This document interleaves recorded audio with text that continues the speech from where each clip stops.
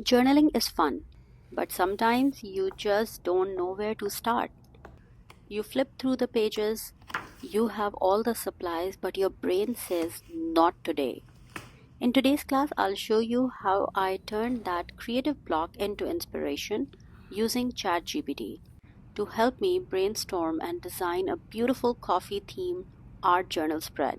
Hi, I'm Sana Asad, founder of Wildabout Art Studio based in Bahrain, mixed media artist, and holistic art therapy practitioner. We'll start with simple magazine cutouts, layer them into a cozy collage, and see how AI can give you a spark when you feel stuck. In this class, you will learn how to use ChatGPT as your creative brainstorming partner, how to arrange and layer your collage with intuition, and how to turn an AI idea into something unique, your own.